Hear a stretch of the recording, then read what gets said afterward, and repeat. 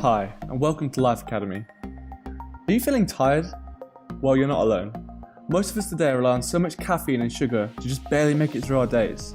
We spend the rest of the day desperately wanting to go back to bed, only to finally hit the sheets and lie there, rolling around frustrated at our stupid brains for not giving it a rest and shutting off. The time we spend in bed is probably the most critical influence to our mental and physical well-being, but so many of us suffer from this infuriating cycle of being tired and still not being able to sleep, or even sometimes sleeping and still feeling tired. In this video, I'm going to break down for you how your body truly works to help you understand how you can better achieve that all-important shut-eye. And don't worry, this is all based on the work of a professional sleep coach, Nick Littlehale's book called Sleep. So you don't need to just take my word for it. Ultimately, we spend probably a third of our lives in bed, so it's well worth investing some of our time and energy to make sure we're getting the most out of it. So without further ado, let's get into this. Number 1. Circadian rhythms. Our circadian rhythm is a 24-hour cycle managed by our body clocks, and it has likely adapted and served us just fine for the past 4 million years of our evolution, when things were adjusting at a pace slow enough for evolution to keep up with. But in the last few centuries, things have gone pretty much insane, with the world around us changing dramatically faster than our primitive brains can keep up with. We can't change them, but at least we have the intelligence to understand them. Here's what the average human circadian rhythm looks like. This thing evolved to match our day and night cycle over millions of years, a cycle we've only really recently started to mess with thanks to the advent of artificial lighting. One simple lesson to take from all of this is that to achieve better sleep, you need to achieve closer harmony with this historic cycle programmed into us. You really want to avoid bright light after the sun has set, in particular blue light, which confuses your brain the most into thinking it's still daytime. Use red and yellow shades of light if you must, more similar to a sunset. This will trigger your brain to start releasing the hormone melatonin, which is what makes you feel sleepy and helps your brain to go to sleep.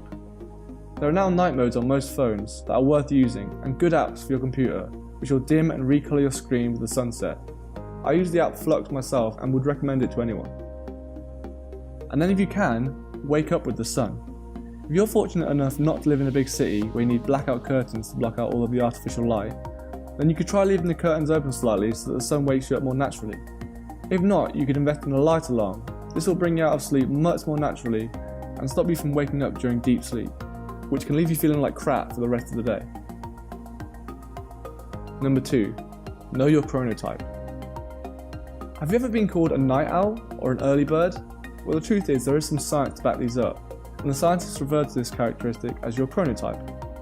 You can probably guess which one of these you are already, and in fact most people lie somewhere in between. But if you're watching this video, there's a good chance that you're more of a night owl. Because the frustrating thing is that our society is set up much more favourably for the early birds. For these guys, getting up early is fine, as they likely went to bed much earlier and had a good night's sleep.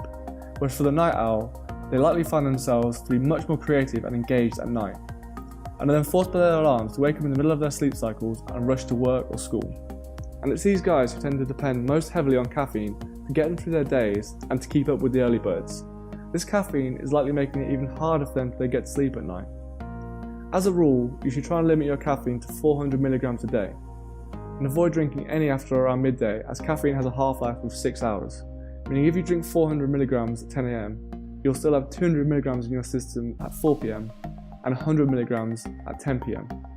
And just because you get enough sleep with caffeine in your system doesn't mean you've won. The actual quality and amount of time spent in deep sleep will be severely affected by the amount of caffeine in your system, meaning you could get 9 hours of sleep and still feel like shit. Sound familiar? Personally, I've swapped to decaf tea, but be warned that even decaffeinated drinks, especially some coffees, may still contain a high amount of caffeine, so it's worth doing some research to check. Now, in an ideal world where we could all work flexibly, we'd be able to start and finish to suit our chronotypes, but unfortunately for most of us, this is not the case and it just wouldn't work. If you consider yourself to be one of these night owls, you should try to get some more sunlight in the morning to help you speed up the process of waking up and get your body into a better wake-sleep cycle. Try and get yourself a window seat at work if possible, especially the mornings. And I know it's hard, but you need to avoid those weekend lie-ins. They only reset your circadian rhythm and make it harder to get up again on time on Monday. If you recognise one of these traits in yourself, you can take advantage of this by planning important meetings and decisions for either the mornings or the evenings, when you'll be feeling most alert. Number 3. It's about cycles and not hours. In the book, Nick presents the R90 routine, which is based on the fact that sleep cycles last for more or less 90 minutes. and it's the average number of sleep cycles you get that should be considered more important than the number of hours you sleep each night. Each sleep cycle consists of 4 phases. Non-REM stage 1, this is where you've just dozed off, but you could be easily awakened. If you've ever jerked awake whilst imagining you're falling, well, this happens here. This is followed by non-REM stage 2, or light sleep. Here your heart rate slows down, your body temperature drops, but you can still be woken fairly easily by a loud bang or some movement. This stage is where you spend most of your time and is actually really important for improved motor skills during the day. After this, if you're lucky, you'll enter deep sleep.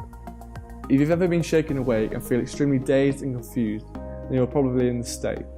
Now this is where we want to spend most of our time, as the physiological payoffs here are huge. You may have heard of the banned drug in sport called HGH, or human growth hormone. Well, your body actually produces this naturally when you're in this deep sleep stage. And if you're trying to put on muscle or just get fitter physically and mentally, this is where you want to spend as much time as possible. And in between these stages of light and deep sleep, you have the notorious REM sleep, where all of our dreaming happens. Typically, our bodies prioritize deep sleep early on in the night, as it's the most important, and then REM sleep towards the end of the night. But if you're consistently losing sleep, your body will actually start to go into REM sleep sooner to try and make up for this. But that means you're actually losing more of that precious deep sleep you need. Now, to get a high quality of sleep, it is crucial for us to experience adequate amounts of all 3 of these later stages. But this can be severely hindered by things such as caffeine, lighting, movement, and getting up to use the bathroom in the night, just to name a few. One key piece of advice is to set a wake-up time and sleep time that you stick with, and this is where the R90 routine comes in. Once you've chosen your wake-up time, which ideally aligns with the sunrise, count back 7.5 hours or 5 sleep cycles to figure out when you need to be asleep by. So say you want to wake up at 7:30 AM each day. Based on R90, you need to be asleep by midnight to fit 5 sleep cycles in. Now ideally we would all do this and get 5 sleep cycles per night, which would be incredible, but of course life is going to get in the way. And when it does, you need to stick to the R90 plan. If you miss your 12 AM slot, don't stress out, do something calming, read a relaxing book or find a chilled out hobby and aim for the next 90-minute slot at 1:30 and go for 4 cycles instead. And if you miss that, aim for the 3 AM slot. The key is to stick with the same wake up time each day and ensure that it aligns with the end of one of your sleep cycles, as this will leave you feeling much more refreshed when you wake up. By forcing yourself to go to sleep, you're more likely to stress and not sleep, and then when the alarm goes off, it's much more likely to wake you up during one of these deeper sleep stages, which can have a negative knock-on effect for the rest of your day. Nick recommends aiming to get the ideal number of cycles at least 4 nights a week as a minimum. Number 4. Find yourself a pre-sleep routine that works. Now you can't control what you do when you're asleep, but you can control what you do throughout the day to give yourself a better chance of hitting that sleep cycle goal, with the aim of being as efficient as you can with that time you have to sleep each night. If you get in at 12 AM and needed to be asleep by then to get your 5 cycles in before 7:30, don't stress and jump in bed, because you'll likely just wind yourself up and set yourself up for failure. It's far better to aim for the next sleep cycle at 1:30 to give yourself time to carry out your pre-sleep routine so that you have a solid chance of actually getting to sleep when you try to. Ideally, you want to use a 90-minute window for this pre-sleep process. This will give you a comfortable amount of time in which to wind down and de-stress. This routine should include a technology shutdown in which you turn off all of your devices, or at least make sure they don't disturb you in any stressful ways. You also want to use temperature to your advantage. In the same way that your body perceives light to darkness as a sleep signal, it is evolved to recognise that a shift down in temperature is a signal that it is nighttime and time to sleep.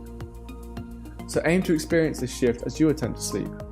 You could take a warm shower or do some light exercise or stretching to increase your body temperature so that you gradually cool down once you get into bed.